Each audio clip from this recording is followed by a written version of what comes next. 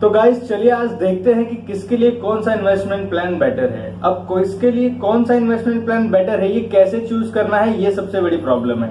तो इस वीडियो में मैं आपको यही समझाने वाला हूँ। Guys once again welcome to our channel. My name is Rohit and you are watching RG school of finance.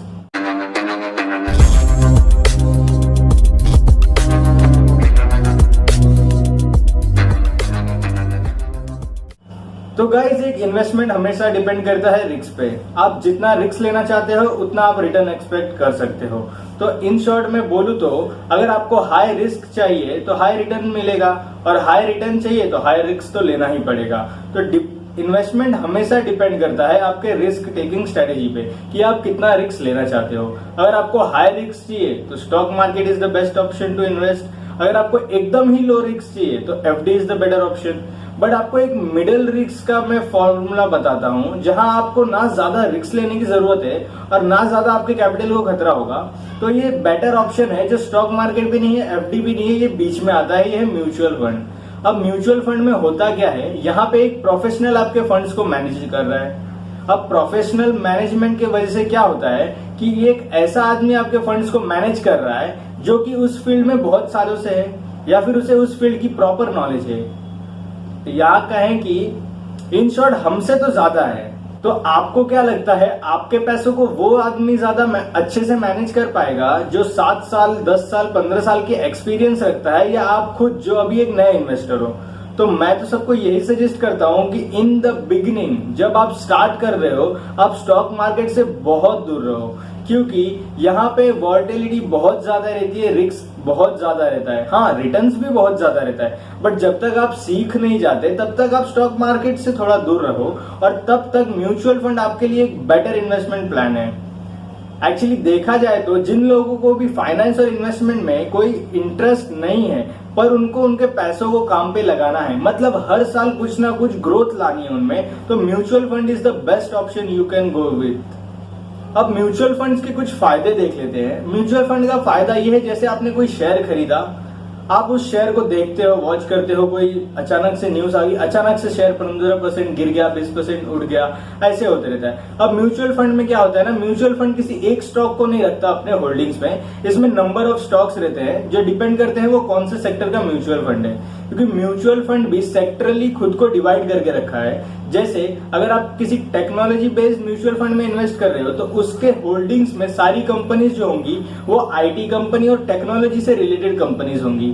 वहीं आप किसी पावर सेक्टर वाले को अगर उठा रहे हो तो वहां पे आपको सारे पावर सेक्टर के स्टॉक्स दिखेंगे उसके पोर्टफोलियो में। और कुछ कंपनीज ऐसी होती हैं जो यूएस स्टॉक एक्सचेंज में भी इन्वेस्ट करती हैं, और वहीं कुछ कंपनी होती हैं जो हर सेक्टर के थोड़े बहुत शेयर्स रखती हैं। तो ये डिपेंड करता है आप पे कि आपको कौन से सेक्टर में ज्यादा इंटरेस्ट है। जैसे आपको अगर लग रहा है कि आईटी सेक्टर आगे एक बूम दे सकता है, तो आपको आईटी सेक्टर का कोई अच्छा म्यूचुअल फंड जिसका पास्ट रिटर्न अच्छा हो और फ्यूचर प्लानिंग भी उसकी सही हो, वो आप ले सकते हो। अब गाइस जैसा कि मैंने बोला, म्यूचुअल फंड को एक प्रोफेशनल मैनेज कर रहा होता है, जिसे हमसे तो ज्यादा नॉलेज होती है कि कैसे फंड्स को मैनेज करना है। तो हमें अपने फंड्स की ज्यादा चिंता करने की जरूरत होती नहीं। और म्यूचुअल फंड ऐसा नहीं है शेयर मार्केट के जैसा कि एक दिन में ही आपके फंड्स 20% 10% कम हो जाए। म्यूचुअल फंड में इतनी वॉलेटिलिटी कभी नहीं देखी गई। अब बात करते हैं different type of mutual fund के। कुछ म्यूचुअल फंड ऐसे होते हैं जहां आपको एक पर्टिकुलर टाइम के लिए आपका पैसा लॉक हो जाता है, सपोज 3 ईयर 5 ईयर्स के लिए। ये बहुत कम म्यूचुअल फंड होते हैं जो कि पैसों को कुछ टाइम के लिए लॉक करते हैं। मतलब अगर आपने 3 साल के लिए इन्वेस्ट किया तो 3 साल के बीच आप उस पैसों को रिडीम नहीं कर सकते। रिडीम मतलब आप उस पैसे को विड्रॉ नहीं कर सकते। अब वहीं मैक्सिमम जो म्यूचुअल फंड है वो रिडिप्शन का एक पर्टिकुलर पीरियड रखते हैं। जैसे 1 साल के अंदर आपने अगर रिडीम किया तो आपको 1% ऑफ द टोटल रिटर्न्स आपको उनको पे करना पड़ता है। इसका मतलब ये नहीं आप आज डाल के कल भी निकाल सकते हो, बट आपको 1% वो काट के देंगे। तो गाइस इससे ये समझ में आता है कि म्यूचुअल फंड में कुछ ऐसा नहीं कि आपने पैसे डाल दिए तो आपको इतने टाइम के लिए रखना ही रखना है, आप निकाल सकते हो। हर mutual fund different time period provide करता है। जैसे कुछ म्यूचुअल फंड का रहता है विद इन 30 डेज, किसी का रहता है विद इन 65 डेज। तो सबका अलग अलग रहता है। वो जब आप म्यूचुअल फंड कोई भी सिलेक्ट करोगे उसकी डिटेल्स देखोगे तो उसमें मेंशन किया रहता है। अब गाइस देखते हैं कितने अलग टाइप्स के म्यूचुअल फंड होते हैं। जैसा कि मैंने आपको बताया, डिफरेंट सेक्टर्स के अलग अलग म्यूचुअल फंड्स हैं। जैसे आईटी सेक्टर में सारी आईटी कंपनीज और टेक्नोलॉजी से रिलेटेड कंपनीज जो रहेंगी वो उस म्यूचुअल फंड के अंडर में रहेंगी, मीन्स उसकी होल्डिंग्स में रहेंगी। वैसे ही बैंकिंग, अगर ब्लू चिप फंड आप कोई उठाते हो तो उसमें आपको सारे बैंकिंग सेक्टर्स के शेयर देखने मिलेंगे। तो ऐसे ही डिफरेंट सेक्टर्स के अलग अलग म्यूचुअल फंड्स होते हैं, और कुछ म्यूचुअल फंड ऐसे भी होते हैं जो कि सारे सेक्टर्स के को मर्ज करके बने होते हैं। मीन्स उसमें हर सेक्टर का कोई ना कोई स्टॉक होता है। ऐसा नहीं कि वो सिर्फ बैंकिंग के ही स्टॉक्स हैं उनके पास, या फिर सिर्फ फार्मा के ही स्टॉक्स हैं।